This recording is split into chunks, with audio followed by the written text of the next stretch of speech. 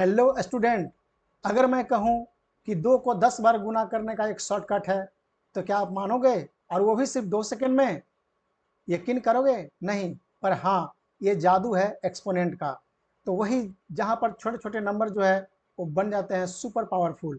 तो नमस्कार दोस्तों, फिर से मैं हाजिर हूँ आपके अपने चैनल द मैथ्स हैक पर, जहाँ पर हम बनाते हैं मैथ को आसान और मज़ेदार। आज हम क्लास 7 का एक्सपोनेंट चैप्टर की धमाकेदार शुरुआत करने वाले हैं, जहाँ पर जानेंगे कि 2 का पावर 5, 3 का पावर 4 जैसे नंबर जो है आखिर ये कहते क्या हैं। तो चलिए शुरू करते हैं दोस्तों।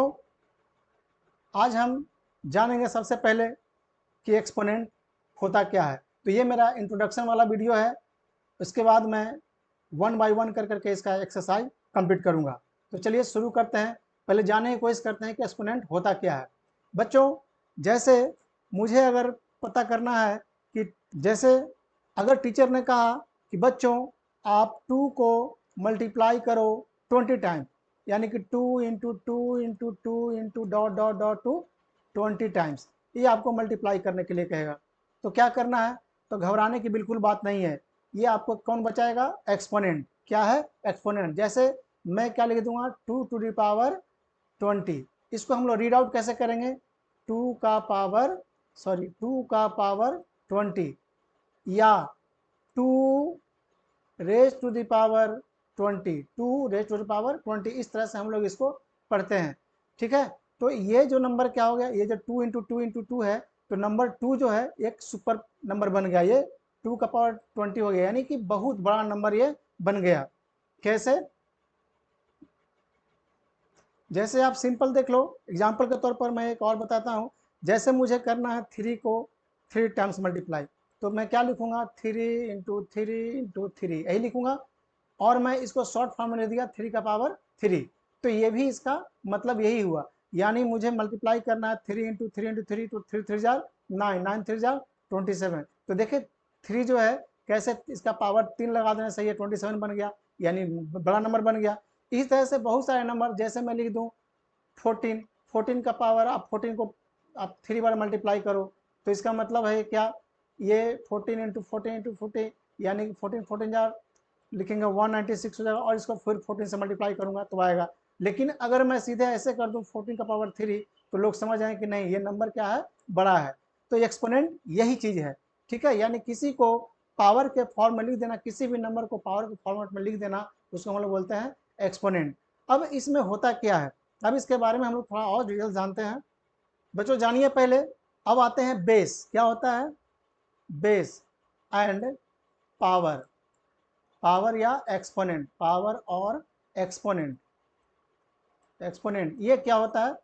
जैसे मुझे लिखना है a into a into a into a into, मुझे लिखना है आपको n times. N times means n माने कोई भी नंबर है, ये 2 हो सकता है, 4 हो सकता है, 10 हो सकता है, कुछ भी हो सकता है। मुझे एन टाइम्स लिखने हैं, तो मैं क्या करूंगा? इसे ए टू द पावर एन लिख दूंगा, ए टू द पावर एन लिख दूंगा। तो बच्चों जो ए है, ये मेरा जो ए है, ये हो गया बेस। ए को हम लोग क्या बोलते हैं? बेस। और ये जो हो गया एन, क्या हो गया? ये हो गया मेरा पावर। पावर और एक्सपोनेंट। एक्सपोनेंट यानी ये एक ही शक्ति हुई। इसे हम लोग पावर को क्या बोलते हैं? शक्ति। क्या बोलते हैं? शक्ति। यानी ऐसा एक एन का ऐसा शक्ति है जो ए को कई गुना बढ़ा सकता है। तो बेस और एक्सपोनेंट समझ में आ रही होगी, आ गया होगा आप लोगों को। तो चलिए बढ़ते हैं नेक्स्ट। अब होता क्या है बच्चों, आप लोगों ने पहले पढ़ रखी है रेशनल नंबर। रेशनल नंबर क्या होता है? The number which is in the form of p by q but q is not equal to zero. जो नंबर पी बार क्यू के फॉर्म में रहता है, लेकिन क्यू जो है इक्वल टू जीरो नहीं होता है, इसी को हम लोग बोलते हैं रेशनल नंबर। तो आखिर अगर मैं लिख दूं यहाँ पर 2, ठीक है, तो इसका रेसिप्रोकल, रेसिप्रोकल मतलब होता है जस्ट इसका उल्टा। जस्ट इसका उल्टा, हम लोग इसे उल्टा कहते हैं। तो अगर मैं इसे 2 लिख दूं तो क्या हो जाएगा? इसका रेसिप्रोकल 1/2। तो बच्चों इसी को अगर मुझे लिखना है पावर नोटेशन में, तो कैसे लिखूंगा? 2 का पावर -1। तो ये क्या हो गया? ये 2 का रेसिप्रोकल हो गया, यानी 1/2 हो गया ये। ठीक है। अब हमें, जैसे मैं एक और एग्जाम्पल लेता हूँ। जैसे मुझे लिखना है 3/4, इसका रेसिप्रोकल लिखना है, तो रेसिप्रोकल क्या लिख देंगे इसका, यानी जस्ट उल्टा, न्यूमरेटर डिनोमिनेटर, डिनोमिनेटर न्यूमरेटर बन जाएगा, यानी कि 4/3। यानी कहने का मतलब है रेसिप्रोकल का मतलब होता है जैसे कि कोई भी नंबर, जैसे a का रेसिप्रोकल 1/a, तो मुझे इसका रेसिप्रोकल लिखना है तो मैं इसमें लगा दूंगा 1/3/4, तब ये 4 ऊपर चला जाएगा, नीचे आ जाएगा। यानी कि मतलब हुआ कि 3/4 को अगर मैं निगेटिव पावर के साथ -1 दे दूं तो ये क्या बन जाएगा, इसका रेसिप्रोकल बन जाएगा।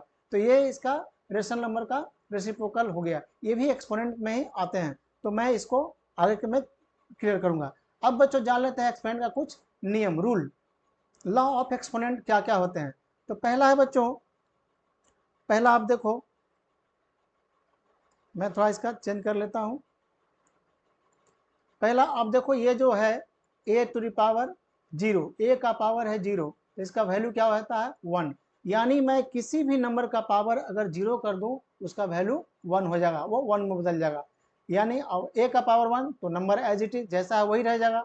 अगर रूट a है, अगर इस तरह का रहेगा कहीं भी रूट, ये इसका मतलब होता है पावर 1/2, किसी भी नंबर का पावर 1/2। अब इसके अंदर में, इस चादर के अंदर में जो भी नंबर रहेगा खांचे के अंदर में, उसका पावर क्या हो जाएगा 1/2।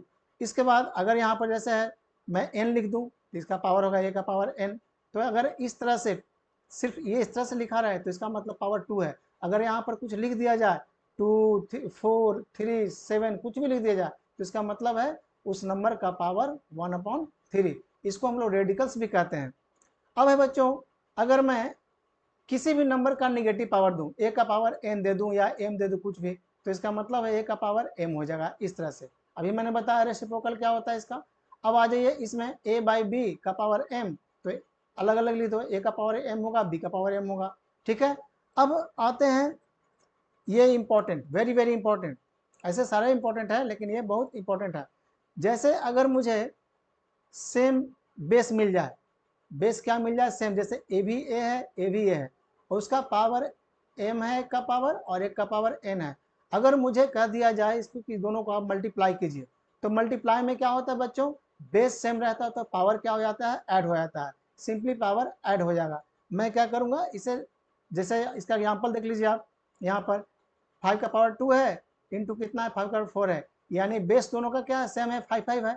तो कुछ नहीं करना है आपको, 5 लिख देना है और दोनों पावर को ऐड कर देना है, 4 to 6, यानी कि 5 का पावर 6 इसका आंसर हो जाएगा। समझ में आ रही बात। अब आइए डिवाइड, ये आप इसको इस फॉर्मेट में भी ले सकते हैं, a⁻m डिवाइडेड बाय a का पावर n, ऐसे भी लिख सकते हैं आप हैं, ठीक है।